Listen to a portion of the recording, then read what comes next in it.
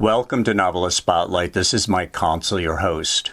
Two quick things before introducing you to my guest. First, I encourage you to subscribe to this podcast by clicking on the follow button and also clicking on the bell icon so you are alerted to each new edition of the program. Second, in addition to being the producer of this podcast and interviewing novelists, I am a novelist myself. I've written 4 books, 3 novels, and 1 short story collection. In the episode notes, you will find a short link to my Amazon page and all 4 of those titles. Now, on with our program. In the spotlight is award-winning political fiction writer Michael Fedor.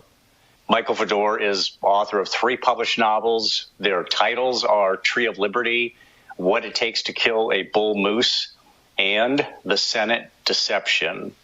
With more than 20 years of political organizing experience, he is known for writing fast-paced and dramatic copy, underpinned by meticulous research into his subject matter. He transitioned from a classroom teacher 18 years ago. He was teaching English, decided to switch over to grassroots organizing. He has worked on political campaigns at every level, from local to presidential, gaining firsthand insight into the personal costs of pursuing power. A former candidate and elected official himself, Fedor retired from political life in 2020.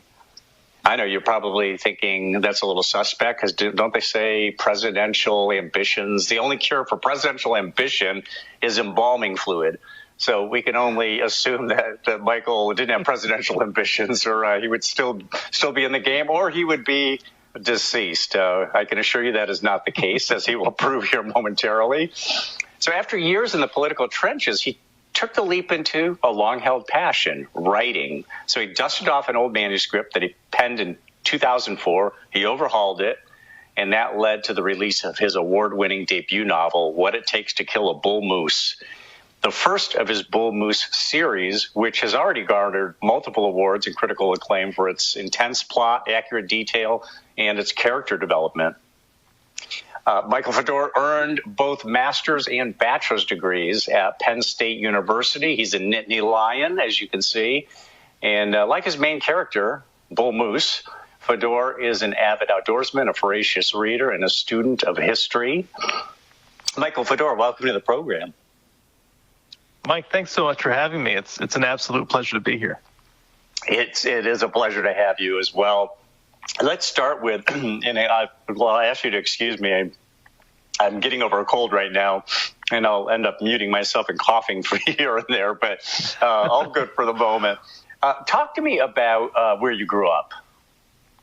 Yeah, I grew up in western Pennsylvania, in what is clearly now the eastern shore of the Rust Belt. And my city, Newcastle, where I grew up, in the heydays, say 1920s, had a steel mill, a pottery, and a tin factory. Most of my immigrant relatives worked in one of those facilities, and it had a city of 50, 60,000 people. We had a governor from Pennsylvania who called Newcastle home for a while. And by the time I came on the scene in the 1970s, the bottom had fallen out of most or all of those industries. And it really, many of those factories ended up closing. And I like to joke that until I was about the age of 18, when I started traveling the country and the world, I thought every town in America had shuttered plants.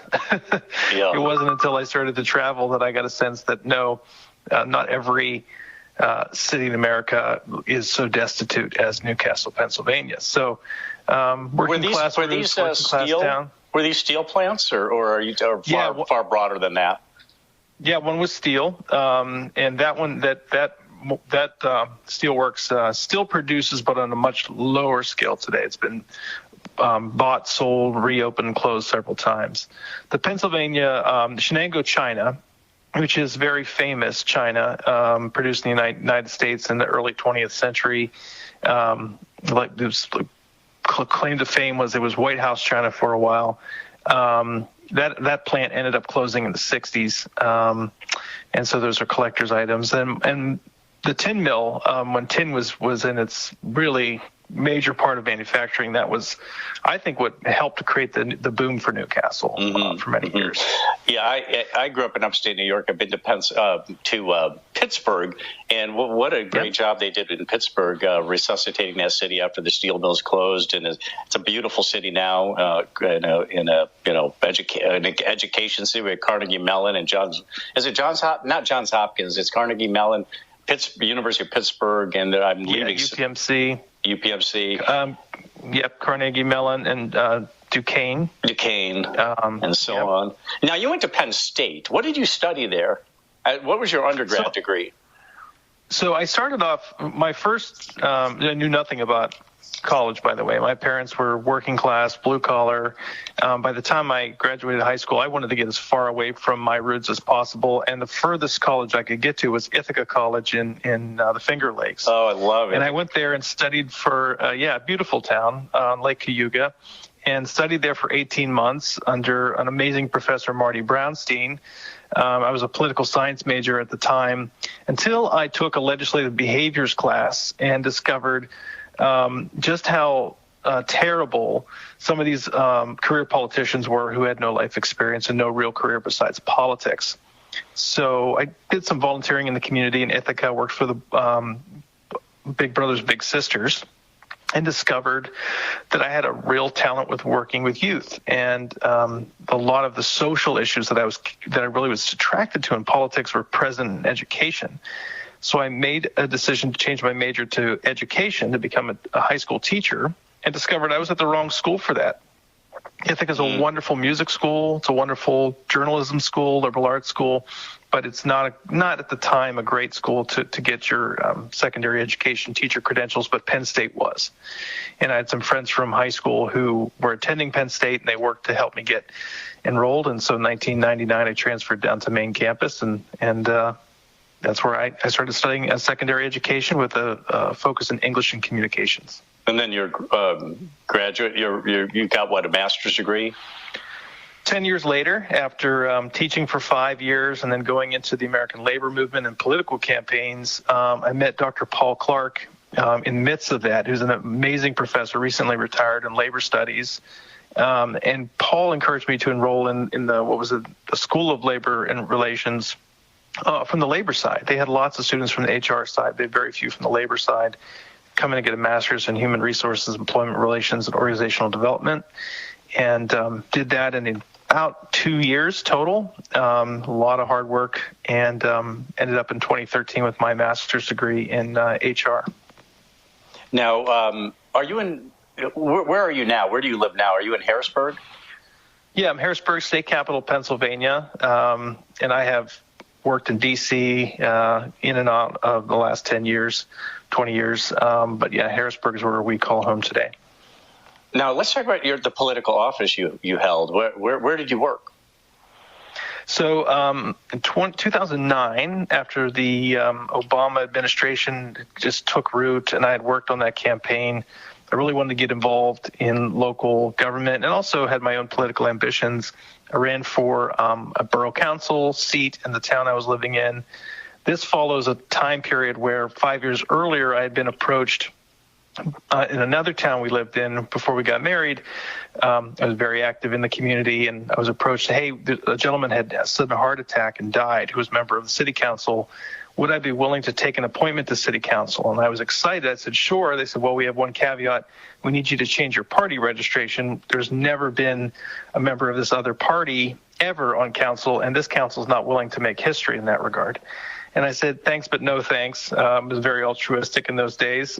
And so I took a pass on that city council appointment. But when I got in 2009, I got elected to a borough council. It was a really fascinating borough in Perry County, Pennsylvania, a very rural town, a mountain town on the Appalachian Trail. But it had its own utility, its own water utility. It's had its own electric utility, amazingly enough. And it had just really a lot of fascinating issues, its own police force. And so I quickly cut my teeth. I would think we figured it. I was making like $1.25 an hour for the time that I invested. I think we got paid like $2,000 a year to be borough council members. But I think I had a good impact on the town when I served there, and I actually raised some eyebrows because I was someone who reached across the aisle and worked collaboratively in a bipartisan fashion. I used to say there is not a partisan way to keep the lights on, and there's not a partisan way to patrol our streets. It turns out 20 years later, maybe I was wrong, or maybe people have adopted a different philosophy today. But at the time, I was in the belief that we just had to work together to solve local problems. And I gained a lot of really amazing insights about local government. I went on to be a county party chairman. I went on to be a member of our state committee of my party when I was still a member of that party. And over time, I had run for some larger offices, some county offices, row offices. The last time I ran, I lost by 199 votes out of 50,000 cast. And that was the last straw. Wow. It was my Al Gore moment. It was like, I would rather have been blown out of the water. You had the hanging chads and everything going on, Yes. and all the recounts. Yes. Did you have a recount? Yeah. It's that close. You normally it triggers a recount, correct? We could, and they there was not much to recount because it's at that point it's just electronic zeros and ones. The only thing to be recounted are absentee ballots and military ballots. And so yes, they recounted those things, but it was the same result. And it was heartbreaking. And as a candidate, I think you go to some dark places about what you could have done differently or where you could have spent your time differently on election day or leading up to it. And anecdotally, years after that election, so many people came up to me and said, Michael, we thought you were the shoe-in for this election, so we didn't bother to vote for you. We thought someone else needed our vote on the other side of the aisle.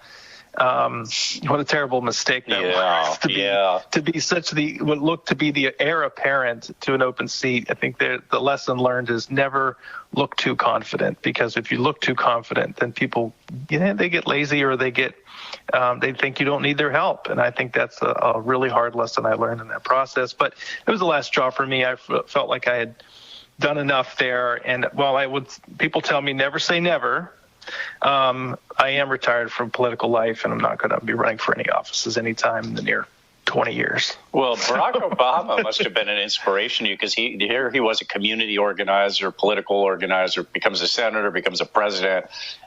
You're a political organizer yourself. He must have been somewhat inspirational as far as you're getting involved.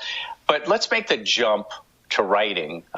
You decided after teaching, then politics, you decided to start writing. How old were you when you knew that you had a passion for writing, when you had, or at least an interest in writing? I was 13 years old when I first wrote a story that had an emotional impact on another human. And it was, my parents were splitting up, and it was that Christmas. I had a writing assignment in English class, and I wrote a story called The Ornament, which I recently found in my basement. And if I ever get the courage, I'll scan it and add it to my website, because I've amazingly found the original text in a folder where my mom had all my writing. And this story was about a boy who lost his father, and the tree and his mom are trying to celebrate their first Christmas without his dad.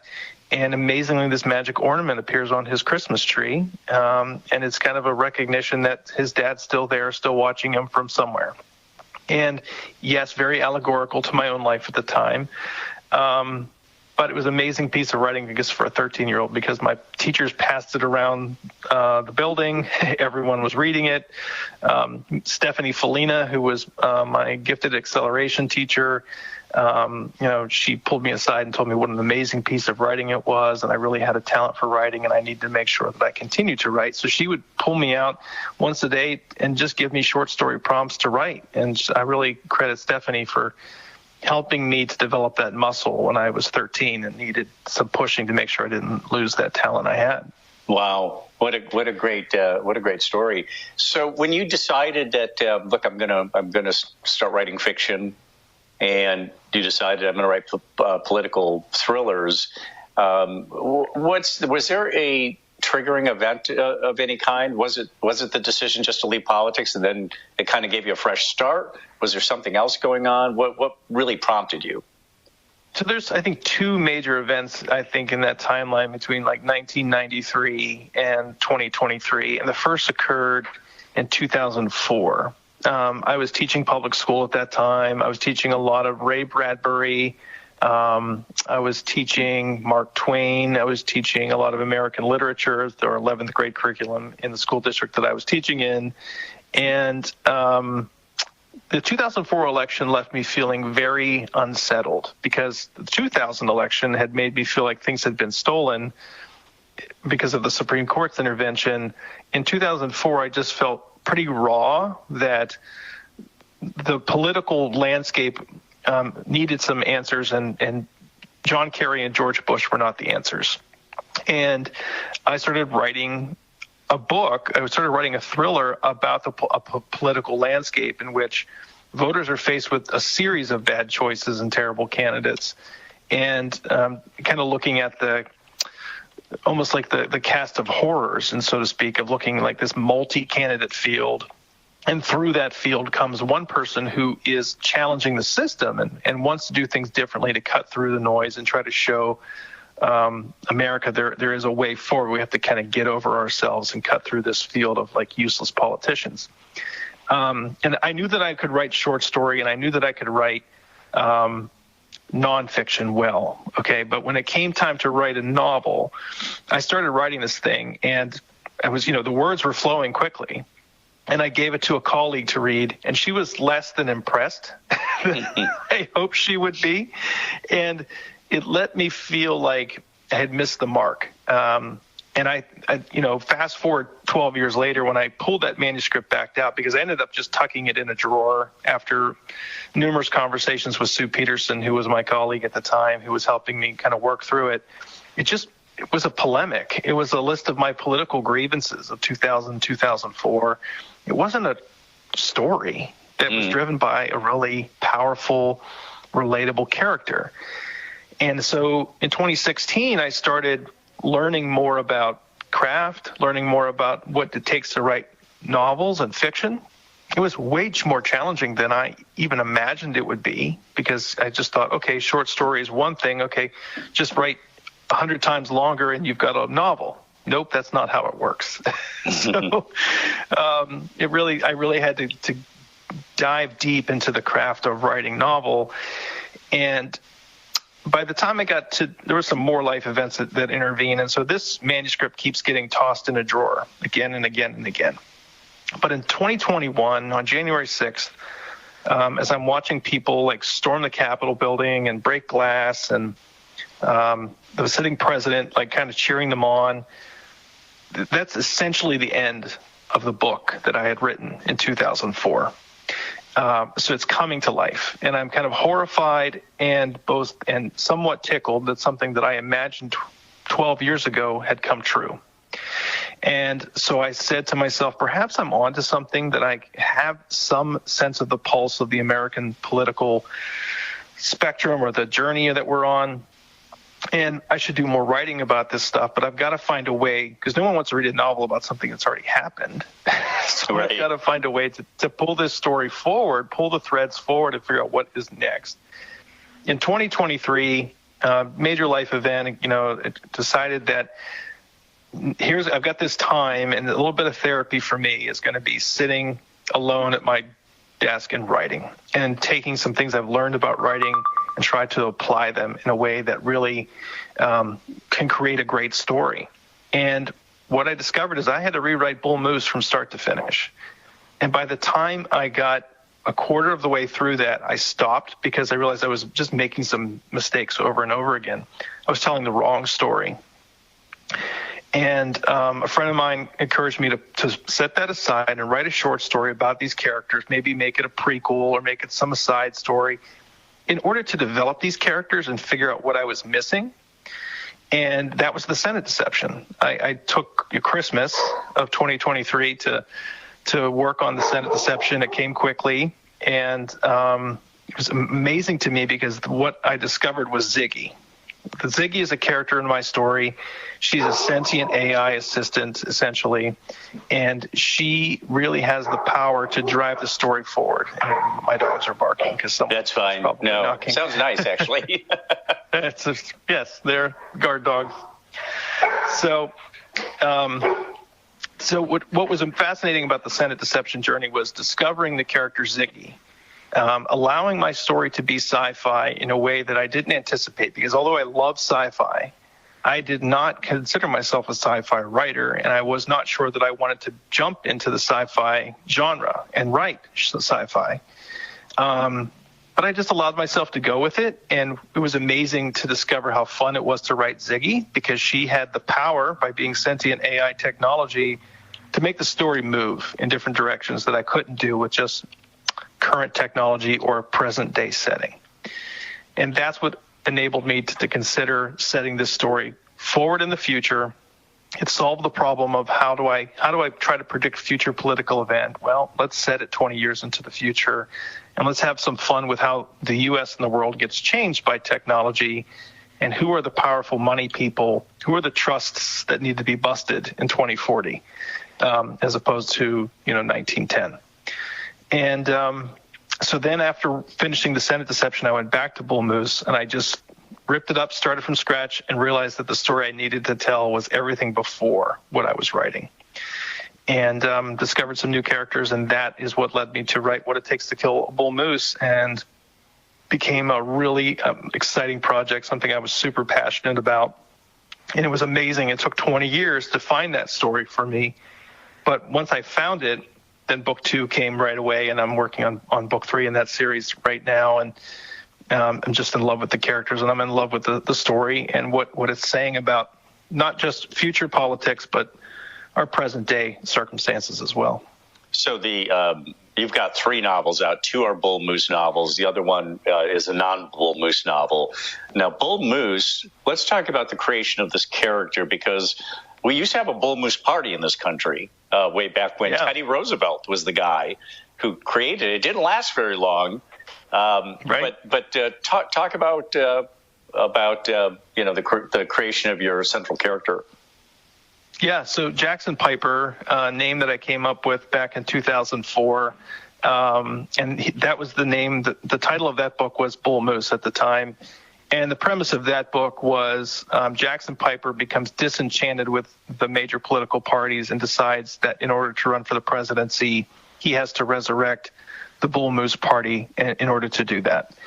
When it came time to rewrite that story and write it from beginning to end, what I discovered was it was still a really cool story vehicle. It just had to find a different way into the story. And so instead of Jackson choosing to make this decision and do this, in my novel, What It Takes to Kill a Bull Moose, what the purpose of that is to show that the 2 political parties of the day in 2040 are indiscernible.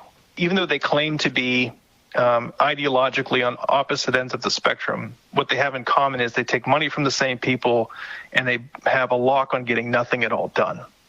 And it, for Jackson, is troubling, and so he does something outrageous.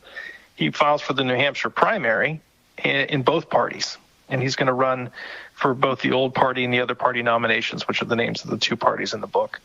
And while New Hampshire law and U.S. law doesn't prevent him from doing that, it's an outrageous presumption that one person could carry the banner of 2 very opposite parties. But he does it, and the key linchpin in the book is something we've seen happening today, is people just changing the rules in the middle of the game. And these 2 parties do this to Jackson, and he is forced into a situation where he either has to leave the race, run as an independent, or form his own party. And he is encouraged by other characters in the book that running in as an independent will get him nowhere. Leaving the race is the wrong decision. The Bull Moose Party is the way to go. And it is a resurrection of the progressive Bull Moose Party, but not necessarily progressive in terms of liberal, progressive in terms of reform. And the cover of the book is one of the things I get complimented on most, is this striking image of a North American bull moose with its fur painted like an American flag with these giant antlers. It's just a striking image. And what's amazing, too, is that when you research the Bull Moose Party, the platform of that party in 1912 has so much relevance to 2025 and 2044 when my book is taking place. I didn't have to change much. I was able to look straight at that platform from 1912 and see that a lot of what the American citizens were calling for, a lot of what Teddy Roosevelt was calling for in terms of reform has relevance today, like popular referenda, like recall elections, like overturning Supreme Court decisions through popular vote, like term limits, like taking money out of politics. So there were a lot of fascinating things. And I said, boy, let's just transfer this here and make this the central character of the story is this party and see what exciting directions this could take. And so the series is called Bull Moose because, there's some success this party has in striking the right chords at the right moment, but then realizing that there is a real challenge to a tripartite partisan system in the United States. The duopoly we have today would be turned on its head, and a lot of norms and a lot of practices that we have today would have to be relooked at if we had three co-equal parties in power, and that's what the series is starting to explore as subsequent books unfold.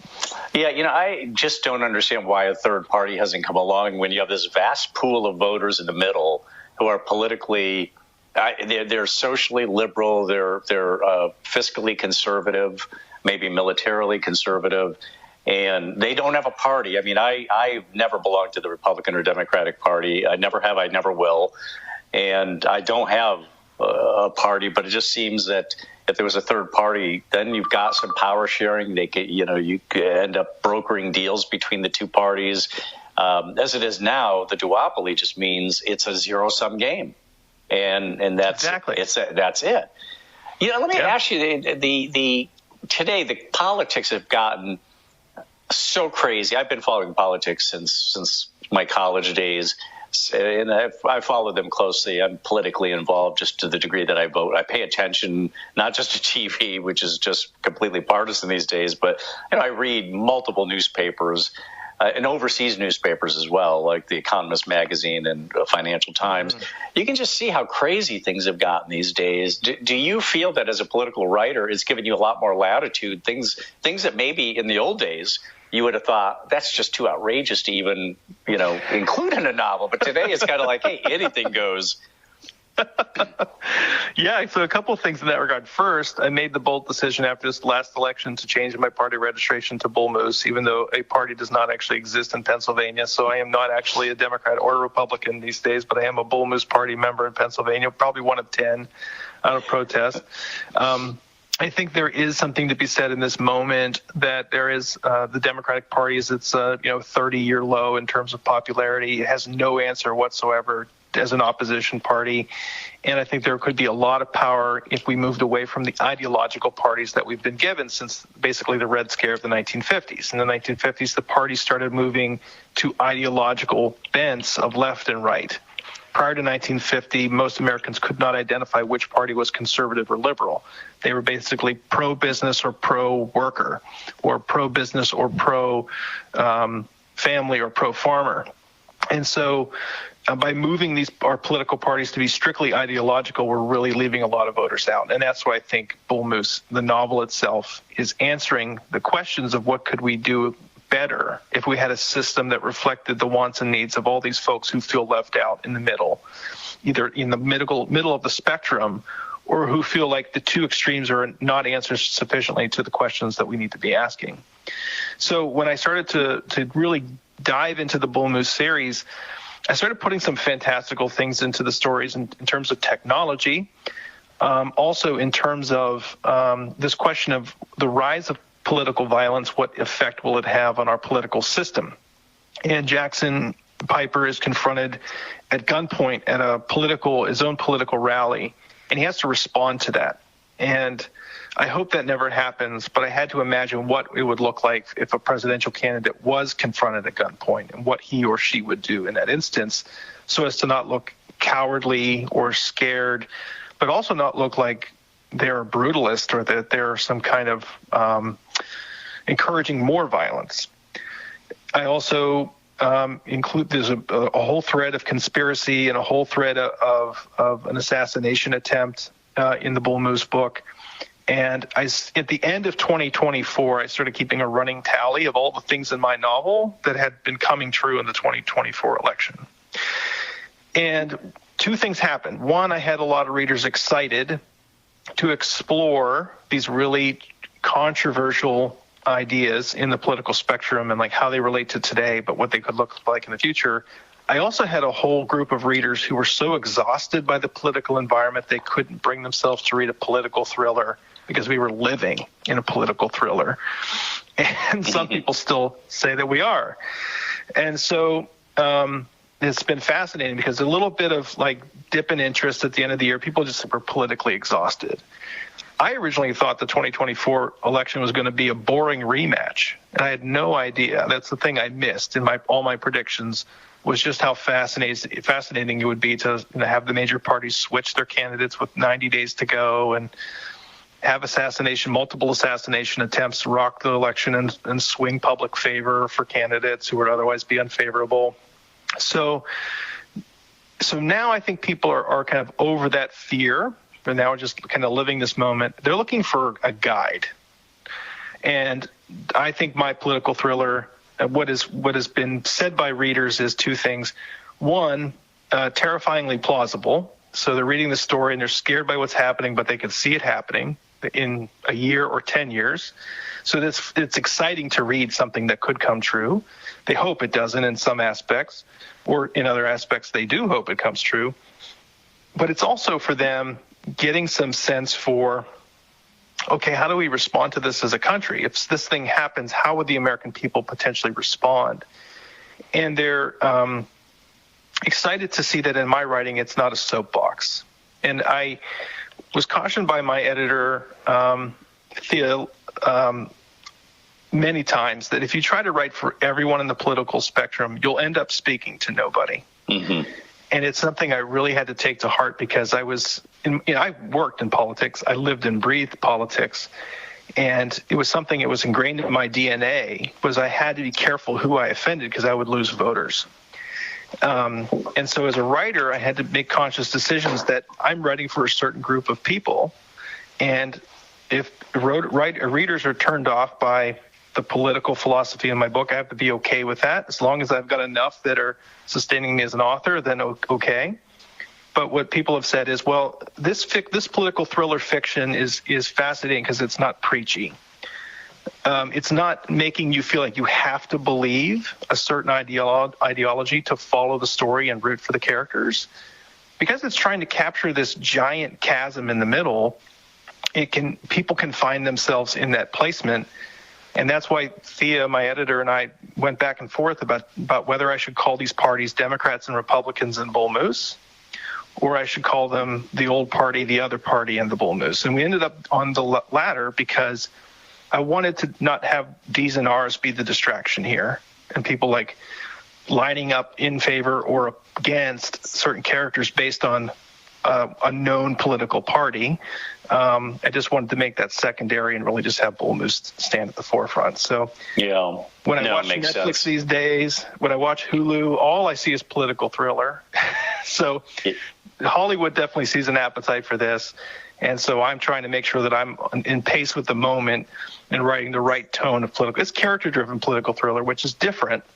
A lot of political thriller today is just plot-driven, like Race Against Time, where here is a very character-driven story like Alan Drury would have written in the 1950s with Advise and Consent, like Ray Bradbury was writing with his political philosophy science fiction. So I'm excited to see if my character-driven political thriller can find a niche and find an audience that really wants to get excited and tied up in these 15 or so characters who are going to carry from novel to novel. Well, I would imagine your agent has been working on that, trying to gin up some interest. And I mean, I've said this numerous times on the podcast. It's amazing when you're watching streaming channels how many are based programs are based on novels. So novelists have never had it so good in terms of just having their work repurposed for the screen. But there's so many novelists out there, but I think that every agent out there probably is figuring I'd be derelict in my duty to my client if I wasn't getting this in front of producers and film houses and so on. Have you had any sniffs? Not yet, but it's early. We're talking about, let's continue to develop this series further. Let's also prove some of the marketability of this series and that it has a real audience there. And as much as I get super excited and feel like the moment is escaping us, my team continues to assure me, don't worry, American politics is not going to get better anytime soon. So yeah, you've got plenty of time. You could be assured of that.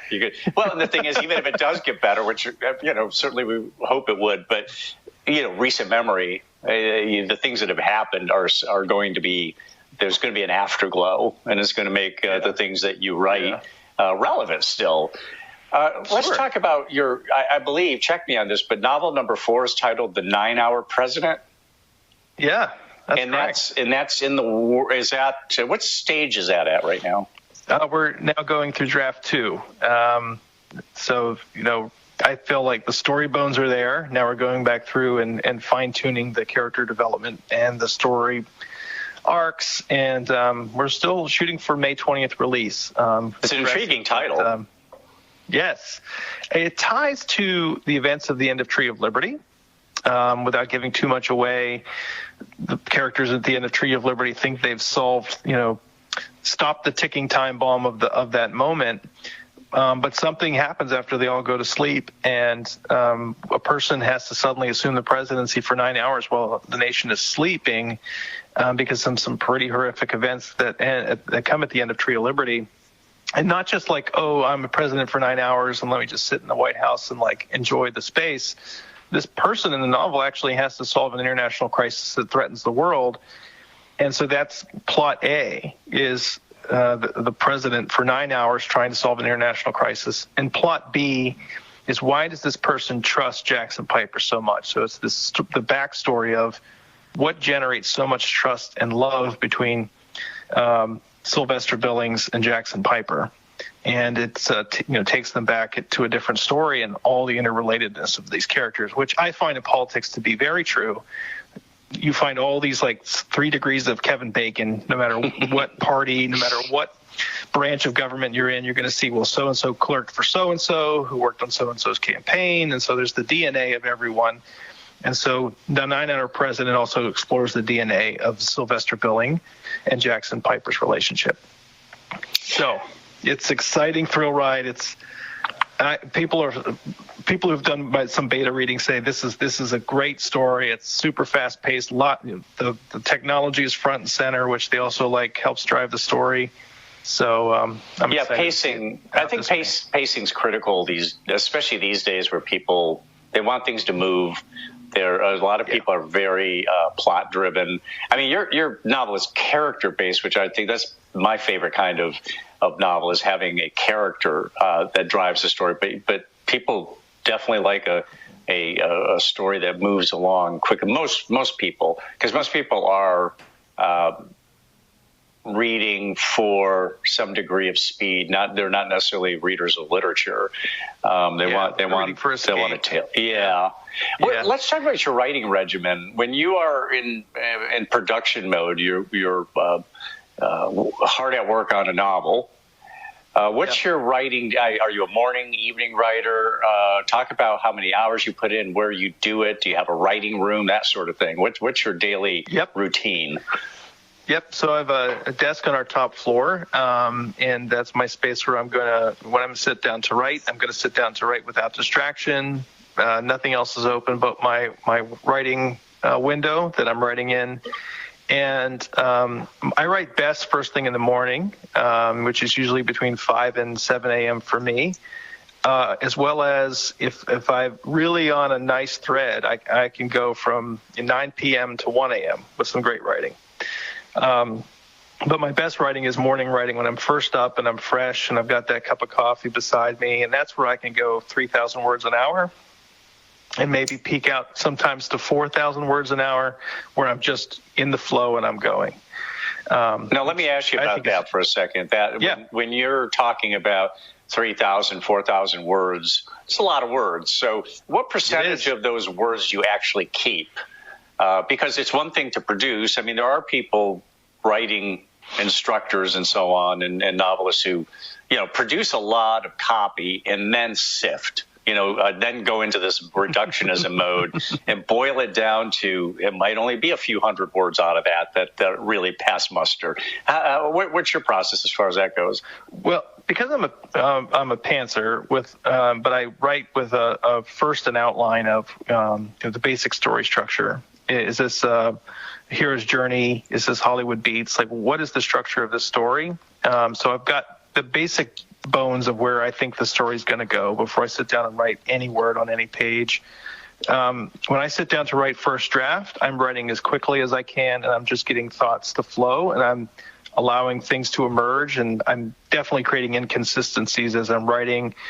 I might get to chapter 20 and now have to invent a character that I know I'll have to in draft 2 go back and create something in chapter 2 on that character. They can't pop up in chapter 20. So, but it is just writing for volume. So draft 1 of What It Takes to Kill a Bull Moose was 185,000 words when I got to the end of that story. And I got real stuck in the middle. Middles are deadly, as most authors will tell you. The death of the middle. And I got stuck in writing the middle of Bull Moose, book 1. But then when I finally found my way out of the middle and I started getting to the end, well, then I couldn't quite find my end. I kept saying, oh, it's going to go, it's going to go, it's going to go. So then in draft 2, went back and I got down to about 160,000, 155,000 words, but a lot of rewriting occurred.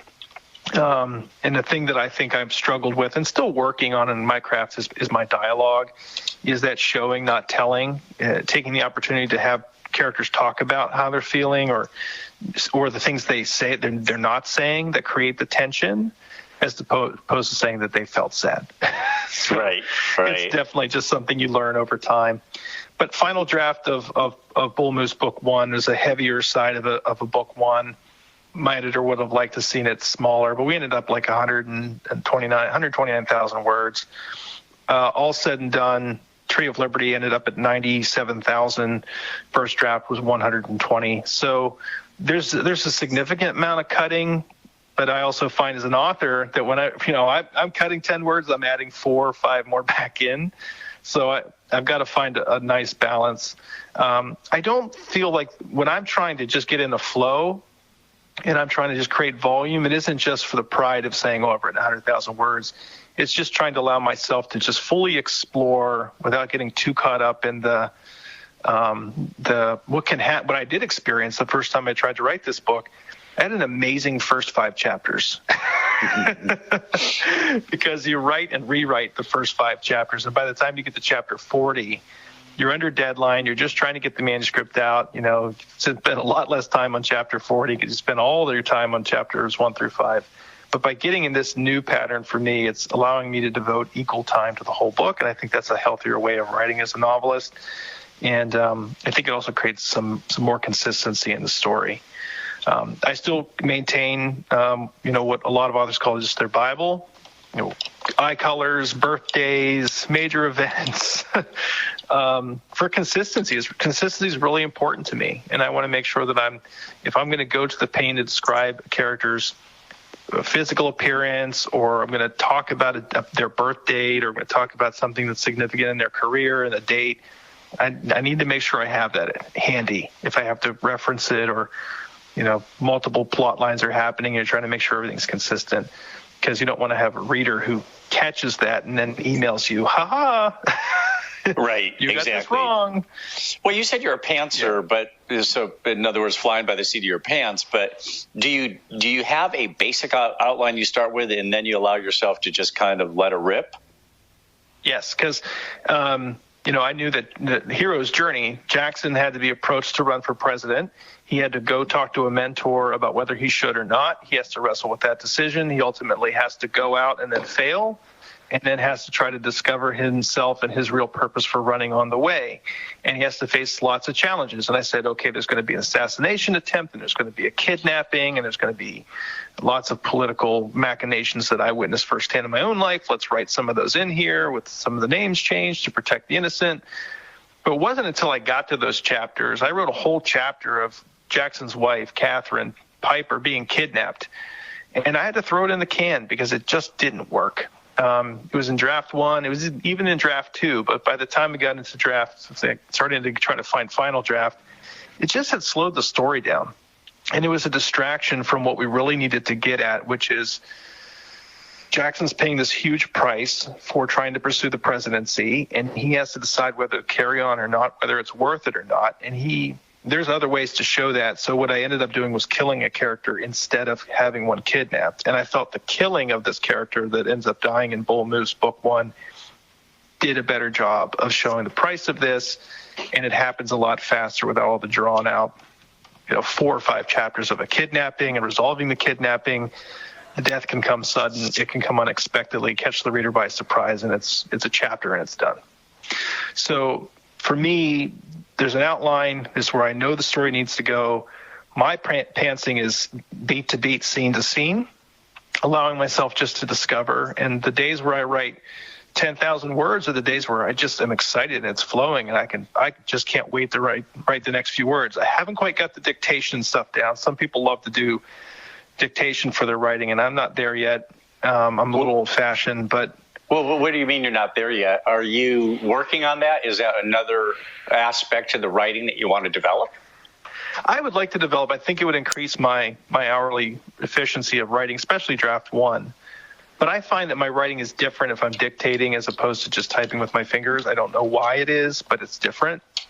And not as good. It sounds like you're not feeling like it's at the same level as straight writing. I don't feel it's at the same level where I feel like I when I'm thinking and trying to dictate, the thoughts are like trying to formulate. It's stop and go. I get distracted by the app, thinking that I'm done speaking and not picking up the next word. Or now I've dumped all that into my word processing and I go back to it and I can't even tell what the hell I was trying to say.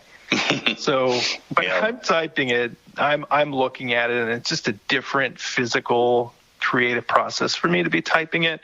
So the answer for me is, be a better typer. And luckily I am a pretty digital native in that regard. Most of my life has been growing up with a keyboard available at my desk since age of 5.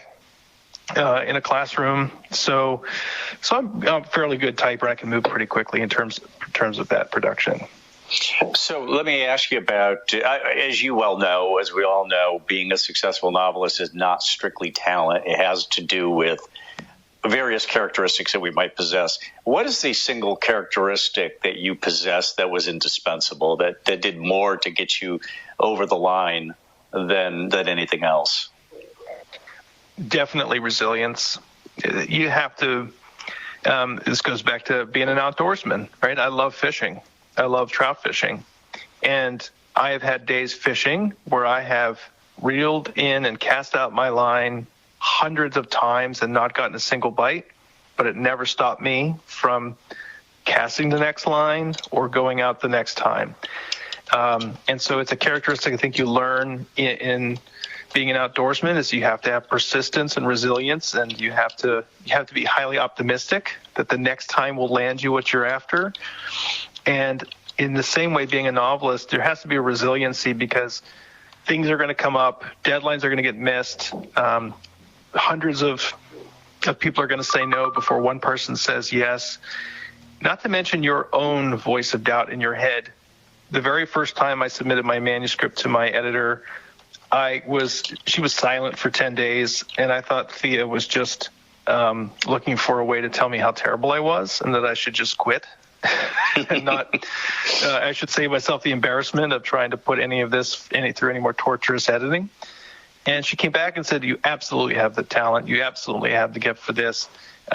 You know how to create that end of chapter tension that creates the willingness to go to the next chapter. You've got some beautiful characters that just like pop from the page. So, but even though you've got another human telling you that it's good, and they don't have to tell you this, right? This is a stranger otherwise who could just as easily be okay by saying, nope, quit now. You're still going to, as a novelist, have all those doubts in your head. I'd be curious to know to the extent that, Stephen King or James Patterson or anyone else who continues to be a successful writer still sits down and feels that doubt, because I still feel it at times. And I think that even though, you've produced something, you published something that people love and they can't wait for the next thing, there's still those voices in your head saying, this is no good, you are no good. So you have to be able to have that resiliency to push past those voices to the ones that say, this is worthy, this is good, this is fun, this is exciting, keep going. Yeah. And if you don't have resilience as an author, I don't think you get very far. Now, let me ask you about how you found your agent. There's another area where resiliency is critical because you send out manuscripts, and oftentimes you hear nothing. Oftentimes it's just clearly a form letter that you get in response. Yeah. Talk about when you heard from your agent. I mean, did you get a reply email? How many times did you go out there before an agent saluted?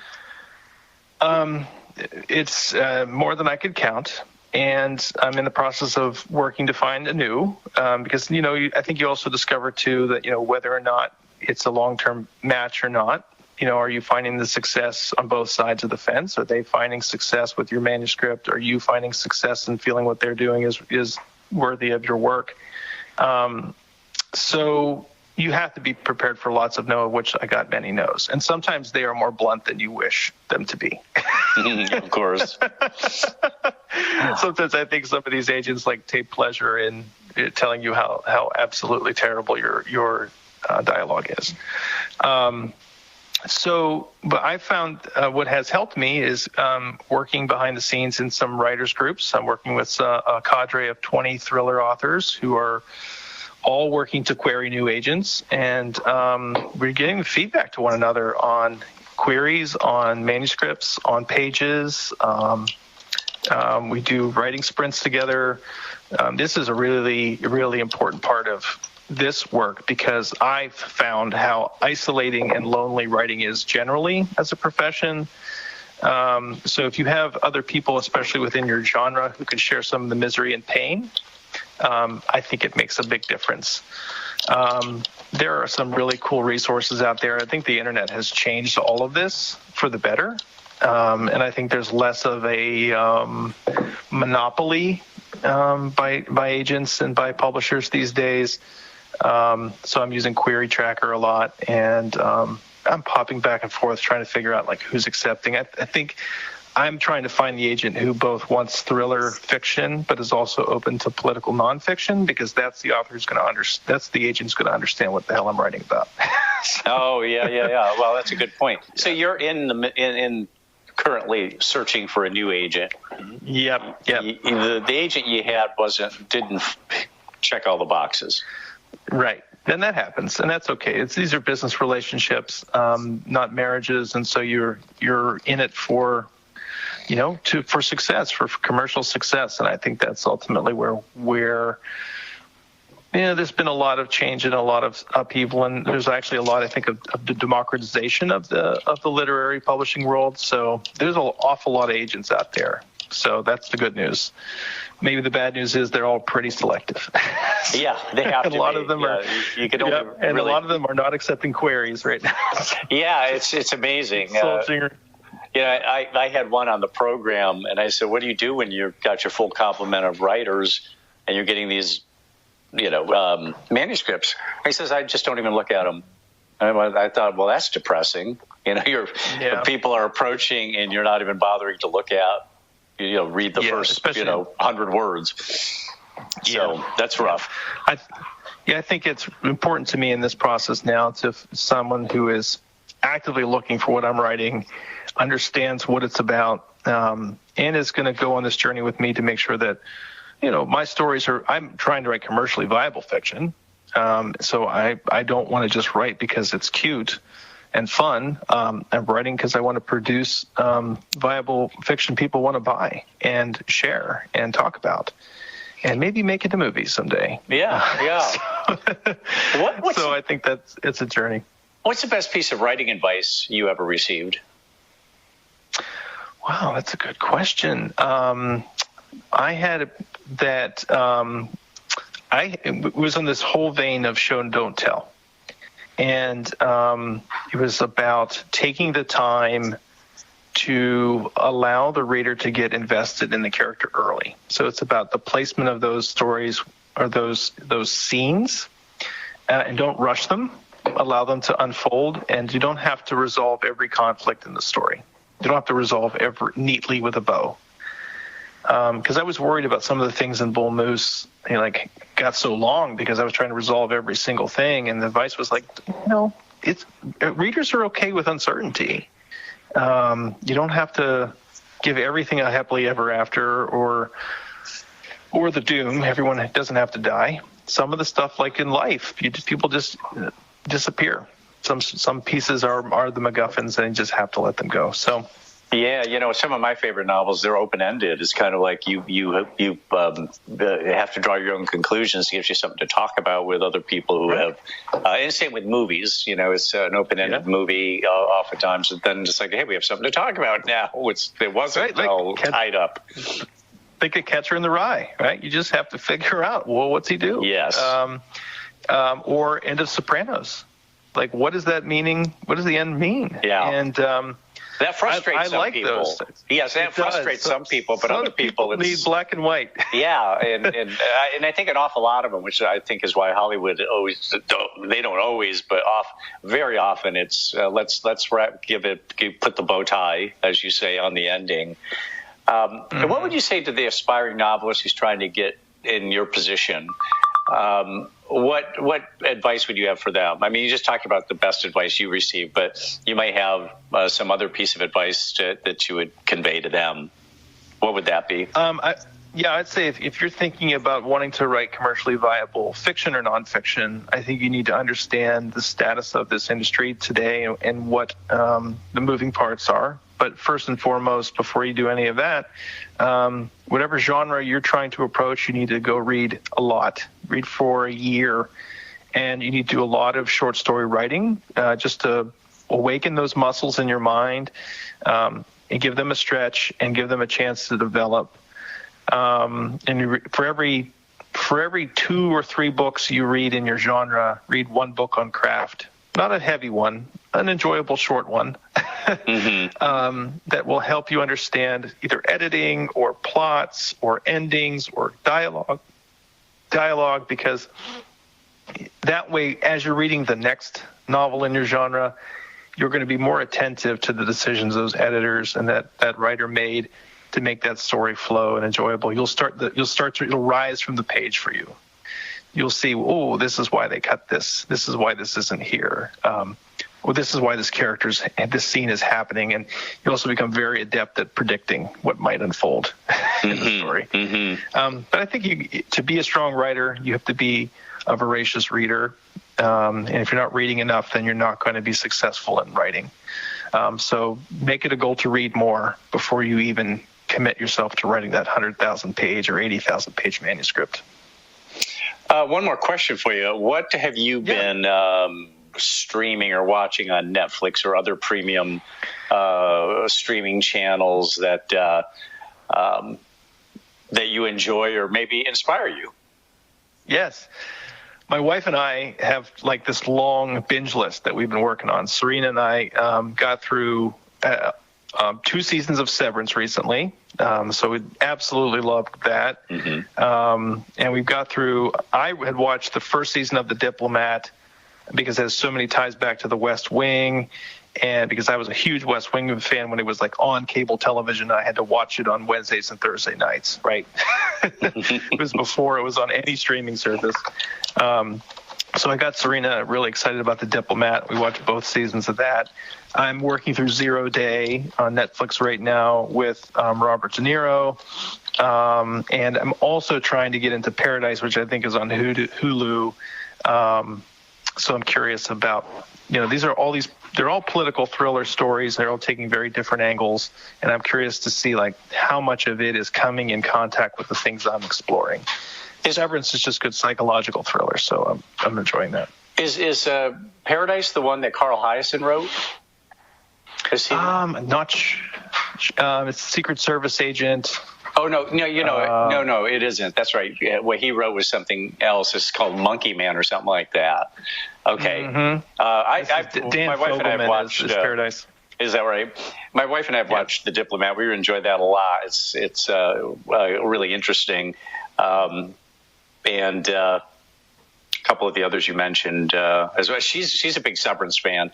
I just haven't been able to concentrate long enough to really pay attention to it. But I watch it with her. But I'm always doing two screens when that one's on. So I also enjoyed Shrinking. If you haven't seen Shrinking, that's a great comedy escape. It's Harrison Ford doing comedy is like, damn, where was this for the last 20 years? He's really got it. Oh, wait a minute. I think maybe I have seen that one then. Yeah. Is that the one where he shakes? He's got Parkinson's or something like that? Yeah, he's got Parkinson's. That's right. Yeah. I have seen that. I forgot that was the title of it. Yeah. My challenge he's actually with good at that. Yeah, no, it's got some good lines, some good writing, for sure. I think my challenge with political thriller is it has to be really good political thriller that's in my mind believable, because I worked in that industry for so long. It's like watching ER with a doctor, right? Yeah. Like they're gonna be out minutes into it, like that would never happen. So I'm in a similar boat. If I'm watching political thriller and something unfolds it's just goofy, I can't stay invested. Luckily for me, The Diplomat, 0 Day. 0 Day is just like cotton candy. Not plausible at all, but it's been fun to watch. But it's still fun, yeah. Well, Michael, thank you for coming on the program. I appreciate it. Mike, thanks for having me. It's been such a joy and such a wonderful conversation. So thanks for what you're doing, and thanks for your listeners who have tuned in.